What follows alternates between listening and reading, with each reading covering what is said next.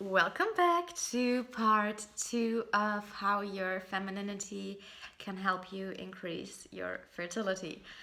Now, I mentioned it a little bit in the previous video, but this is actually a really important topic. That could be the reason why you're not getting pregnant yet. So, if you're now a man, the future of future father of your future child. No, hold on, you're already like is your man. So, but yeah, you're now man, hopefully the love of your life, isn't your first man, and there has been maybe one or maybe more before him. It could be that you actually still carry their energies within you. Now, let me explain that. It's whenever you sleep with a man, you actually in that moment become one. So not only your bodies unite, but also your energies. Now,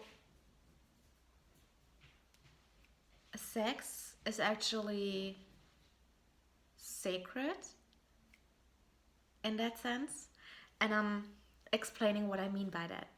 Now, I know in our like hookup society, it's it looks like it's not a big thing. Like, oh, it's just sex, whatever. I'm a free man. I'm a free woman. I do whatever I want. I can just like have my fun, and then that's it. But not really, because even though yes, sex is a basic need of us, every human needs it. Every human being needs something to drink, something to eat, and needs to be touched in order to survive. But still, when it comes to sleeping with someone, you got to be mindful about it. Now, if you have never heard of this before, this can be all quite new, but don't worry. So, as I said, when you sleep with someone, you merge in body for a moment or maybe a longer moment, and that's also what happens with the energy. Now, when you two then go apart, even though you on your own and he is on his own, you still carry energy of him with you, and he carries energy of you with him. Now, this is all not so much of a big problem when both of you are very healthy, positive, conscious human beings. But of course, it can be that not everyone is as healthy and as conscious and as loving. So it could be that you quite had negative experiences with sex and with previous relationships, and it even could be that your ex had toxic traits or that he was unhealthy in his mental mindset. And it could be that you still carry a little bit of this energy with you. Now, you can get you can heal this energy, of course. You can release that, and a little check in to see if you still carry not your own energy with you is in the following. It's when you're with your man, can you walk around him butt as naked and feel comfortable, safe, and self-confident? Because if so, then all good, all good. But if not, it could be that you carry still different energy with you. Now, let me explain. When God made Adam and Eve, they were both naked and they had no shame, and it was just Adam and Eve, and they would walk around in front of each other butt as naked and would be completely free and happy and confident with their body. Now, when you are with your counterpart, when you are with your perfect match, when you're with your partner, you should feel free and confident to show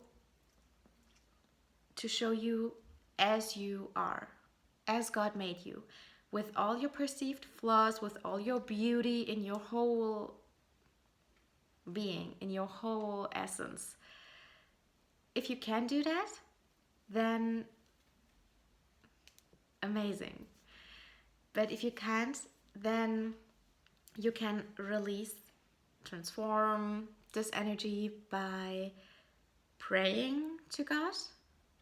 That is actually very powerful. When you pray to God to release any energy that is not of your own, and you can even use sash to sash yourself, smudge, smudge yourself out of that energy that is not yours. And you can even with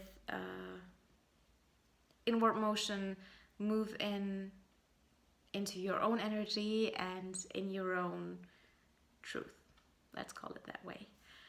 If you want, you can. There are multiple releasing rituals that you can do, and so that they can bring you back into your own essence. But what I can also highly recommend is taking a beautiful long bath and putting rose petals inside, pink Himalayan salt, and lighting pink and red candles. And while you lay in that bath, imagine you're literally bathing yourself back into who you are, into your feminine essence, into just you, nobody else, just you. Now, yeah. Now, this is something that can help you to get more pregnant, and actually lots of women have done this and they got pregnant so fast after they really just had their own energy and then were comfortable in being as they are in front of their partner.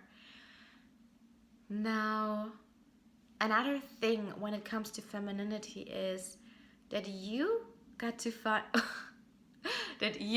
find out what makes you feel the most feminine and the most beautiful. It might be that it is when you wear a dress or a skirt or your favorite type of clothing, when you wear your favorite makeup, when you eat your favorite meal, when you go out with your girlfriends, when you plant something in the garden, when you cook, whatever. You need to find your favorite activities that make you feel like such a woman. This can also, of course, what also comes in handy is, of course, if you want to get pregnant, sleeping with your man. And he can do his part as well in making you feel as a woman. And what also got lots of women pregnant is that they voice out to their man that they want to make love with them, and that they, in a way that they feel completely adored as a goddess. This can actually get you boom. Yeah. Now, what else? Oh my god, like I really could talk about this like in forever, and I'm just getting more and more and more things that are coming into mind.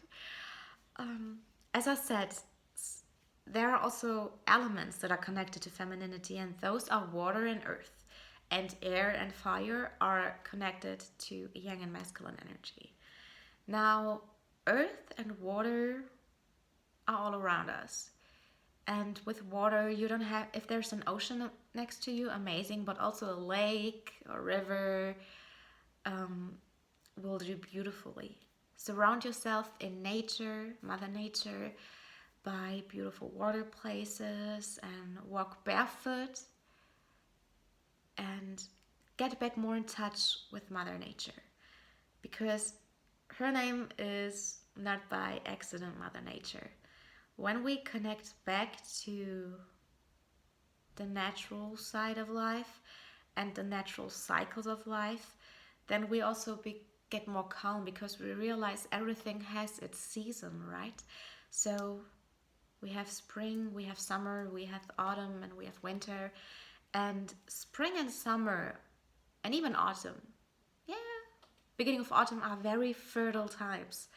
But then when autumn fully arrives and winter comes, everything is not fertile. So the same goes within us as women. There are times in our cycle when we're fertile, and then there are times when we're not. So it might be that you're not getting pregnant yet because it's just not your season, to put it more simply.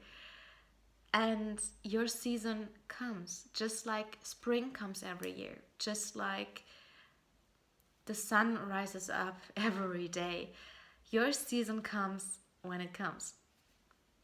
And if you're more on the spiritual side and you believe that everything happens for a reason, then you know that if you feel this desire in your heart that you want to be a mother, then you are going to be a mother. And you know, even if we're as women very intuitive, even if we're carrying this oracle energy within us, we're still not God. So we can maybe foresee a little bit of things, but not everything.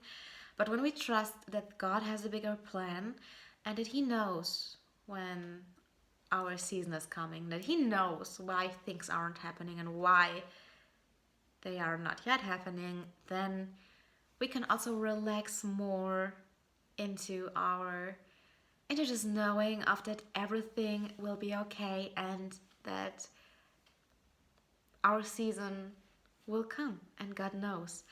So if you've read The Alchemist by Paulo Coelho, for example, it talks a lot about connecting the signs and synchronicity and also serendipity.